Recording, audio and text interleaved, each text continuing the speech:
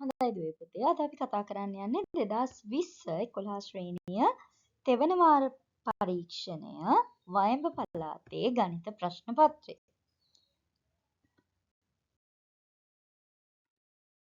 හොඳයි මේකෙදී එක්තරා ප්‍රාදේශීය සභාවක් වෙත ලැබෙන අරමුදලින් 7න් 3ක් ප්‍රාදේශීය සභාවේ සංවර්ධන කටයුතු සඳහා වෙන් කර ඉතිරි ග්‍රාම නිලධාරී වසම් 3ක් සඳහා සමව බෙදා දෙන ලදී.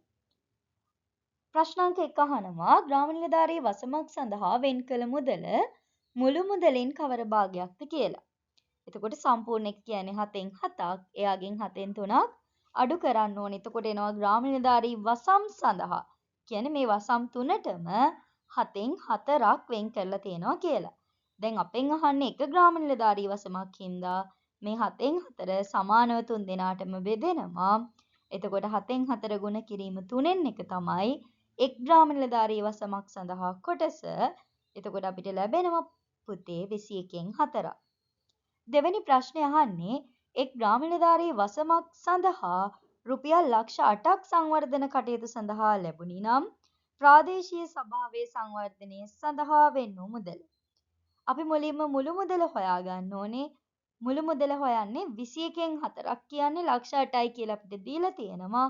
මෙන්න මේකට හරස් ගුණිතය දාලා අපිට ලක්ෂ 8 ගුණ කිරීම 21 බෙදීම 4 දාලා සම්පූර්ණ මුදල රුපියල් ලක්ෂ 42ක් කියලා හොයාගන්න පුළුවන්.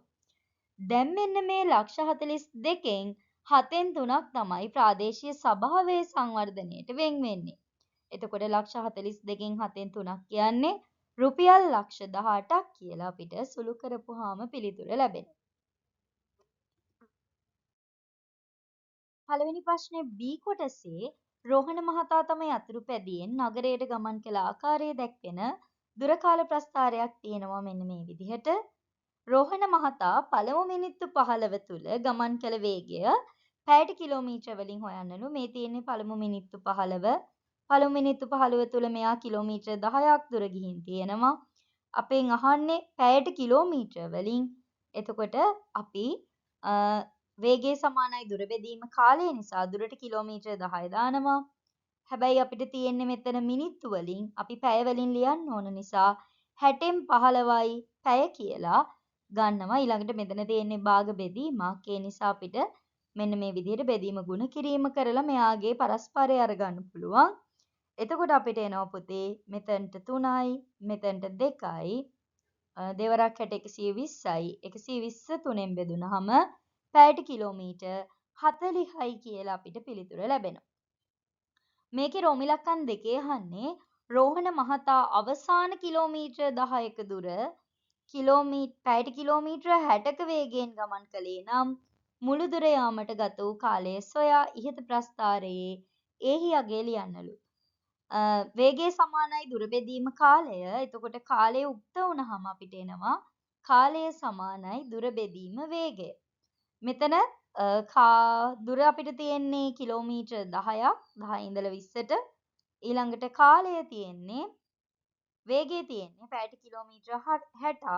අපිට මේක මිනිත්තු වලින් ගන්න ඕන නිසා අපි 60න් ගුණ කරනවා. එතකොට 60ට 60 කැපෙනවා. කාලය එන්නේ මිනිත්තු 10යි. 15 ඉඳලා මිනිත්තු 10ක් යනවා. ඒ වලට යන්න 15 ඉඳලා 10ක් කියන්නේ ඒ වලට තියෙන්නේ 25යි මිනිත්තු.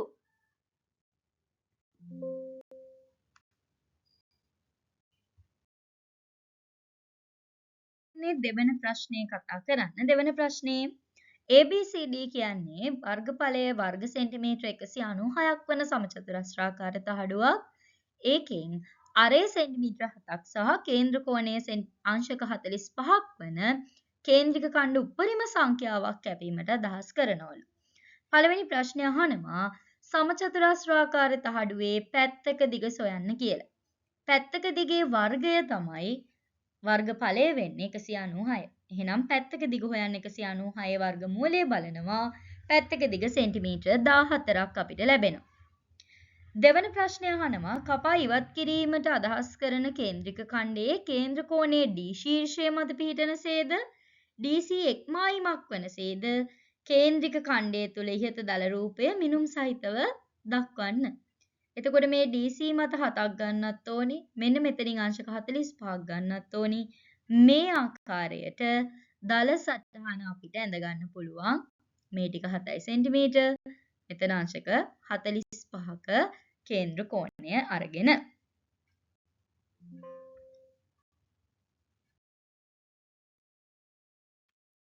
රොමිලකන් 3 අහනවා ඉහත ලෙස කපා ඉවත් කරන කේන්ද්‍රික ඛණ්ඩයේ මෙන්න රූප සටහන මෙතනට අරගෙන තියෙනවා. මේ කේන්ද්‍රික ඛණ්ඩයේ චාපදිග කියන්නේ මෙන්න මේ කොටස. චාපදිග හොයන සූත්‍රය තමයි 2πr වැඩි කිරීම 360න් θ. 360න් θ වෙනුවට 360න් 45 සරල වුණාම 8න් එක අරගෙන තියෙනවා. මේක සුළු වුණාම චාපදිග සෙන්ටිමීටර 5.5ක් ලැබෙනවා. කේන්ද්‍රික ඛණ්ඩයේ වර්ගඵලය හොයන සූත්‍රය තමයි πr වර්ගය වැඩි කිරීම 360න් θ. මේ අදාළ සූත්‍රයට අපේ අගයන් ආදේශ කරපුවාම අපිට සුළු කරාම පිළිතුර 19.25යි වර්ග සෙන්ටිමීටර් කියලා වර්ගඵලය ලැබෙනවා. හතරවෙනි ප්‍රශ්නේදී අහනවා කේන්ද්‍රික ඛණ්ඩයක් කපා ඉවත් කිරීමෙන් අනතුරුව ඉතිරි වන තහඩු කොටසේ පරිමිතිය මෙන්න මේ කොටස තමයි එතකොට ඉතිරි වෙන්නේ පරිමිතියට. එතකොට අපිට 14 ඒවා තුනක් තියෙනවා. මේ ටිකට 7යි 5.5යි 7යි එකතු වෙන්න ඕන. ඔන්න ඔය ටික එකතු වුණාම අපිට ලැබෙනවා සෙන්ටිමීටර් 61.5ක්. පස්වෙනි ප්‍රශ්නය අහනවා ABCD සමචතුරස්‍රයෙන් ඉහත කේන්ද්‍රික ඛණ්ඩ උපරිම වශයෙන් කොපමණ සංඛ්‍යාවක් කැපිය හැකිදයි නිමානය කරන්න. මෙතන අංශක 45යි මෙතනත් 45යි. එතකොට මේ මුළු හතරෙන් අපිට කේන්ද්‍රික ඛණ්ඩ 8ක් කපා ගන්න පුළුවන්. මේ මැද ඉතුරු වෙන තැනින් අංශක 45 කේන්ද්‍රික ඛණ්ඩ එකක් කපා ගන්න පුළුවන්. එතකොට ඔක්කොම කැබලි 9ක් ලැබෙනවා.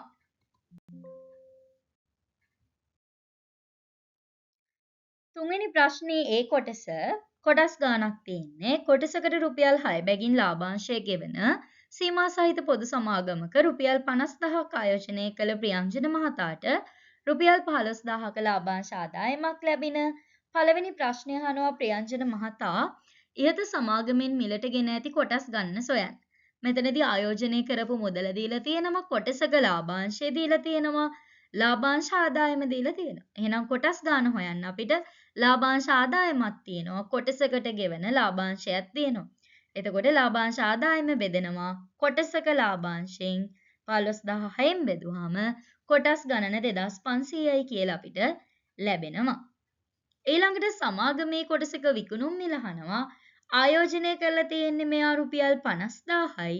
කොටස් මිලදී අරන් තියෙන්නේ 2500යි කියලා අපි පළවෙනි ප්‍රශ්නේදී හොයාගත්තා.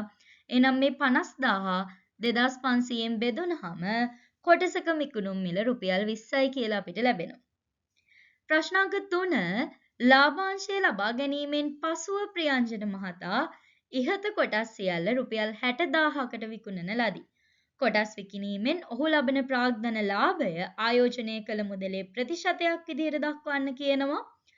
මෙතනදී පුතේ ප්‍රාග්ධන ලාභය කියන්නේ යම් කිසි පුද්ගලයෙක් එයා ගත්ත ගානට වඩා වැඩි ගානකට කොටස් විකුණපුවාම එයාට හම්බ වෙන මුදල් ප්‍රමාණය.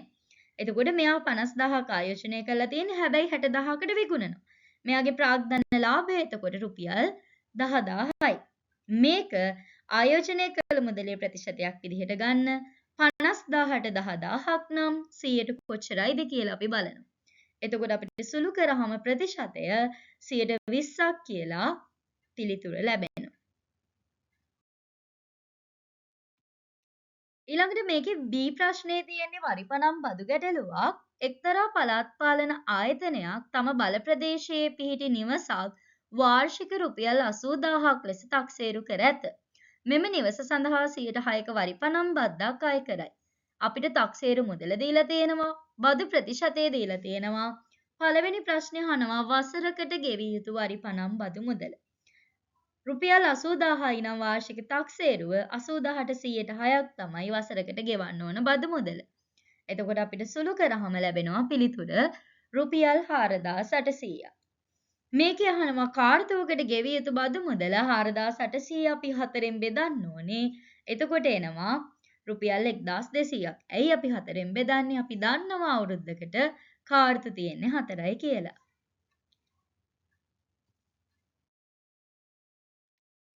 ඊළඟට 4වෙනි ප්‍රශ්නේ තියෙනවා පුතේ ඒ කොටසේ පාසල් වෑන් රථ වලින් පාසල් පැමිණෙන සිසුන් පිරිසක් එක් මාසකදී වෑන් රථ සඳහා ගෙවූ මුදල් ප්‍රමාණය වගුවක් දීලා තියෙනවා.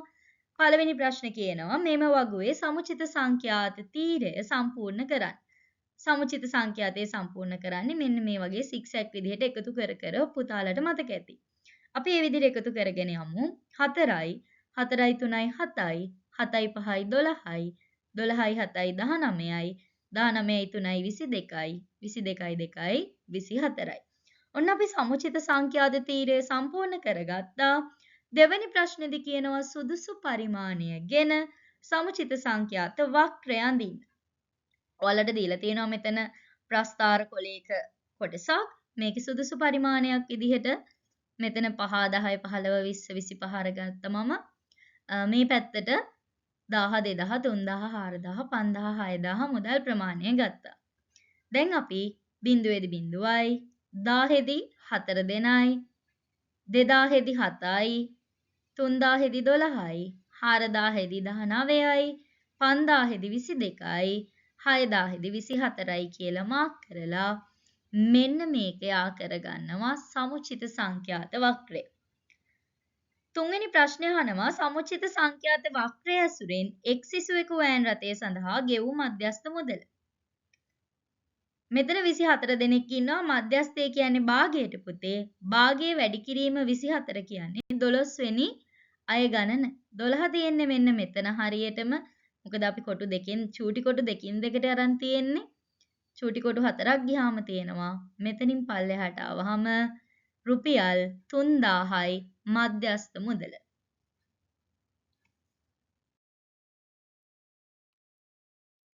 මේකේ B කොටසේ වටප්‍රස්ථාර ගානක් තියෙන්නේ. මෙම පාසලේ සිසුන් කණ්ඩායමක් පාසල් පැමිණෙන ආකාරයේ වටප්‍රස්ථාරයෙන් දක්වා ඇත. වටප්‍රස්ථාරයේ දී ඇති තොරතුරු අනුව වෑන් රථ වලින් පැමිණෙන පිරිස 24යි නම් පාගමනින් පැමිණි පිරිස අහන්නේ.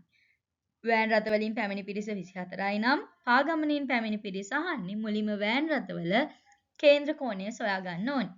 ලක්ෂයක් වටා කෝණවල එකතු අංශක 360යි කියලා අපි දන්නවා. ඊටු ඔක්කොම දීලා තියෙනවා වෑන් රථයක දීලා නැහැ. එහෙනම් 100යි 125යි 225යි 225ට 45ක් 270යි අංශක 360න් මේ 270 ගිහාම වෑන් රථ වලින් පැමිණි කේන්ද්‍ර කෝණය අංශක 90යි කියලා අපිට ලැබෙනවා. අංශක 90කින් 24ක් නම් අංශක 45කින් කීයක්ද කියලා දැන් අපි හොයාගන්න ඕනේ. 90න් 24ක් නම් 45ට සුළු කරාම අපිට එනවා පාගමනින් පැමිණි පිරිස 12 දෙනයි කියලා. දෙවෙනි ප්‍රශ්නය අහනවා පොදු ප්‍රවාහන බස් රථ වලින් පැමිණෙන සිසුන් පිරිස මුළු සිසුන්ගෙන් කවර භාගයක්ද? පොදු ප්‍රවාහන වලින් පැමිණෙන්නේ අංශක 360න් 100යි. මේක සරල වුණාම 18න් 5යි කියලා අපිට පිළිතුර ලැබෙනවා.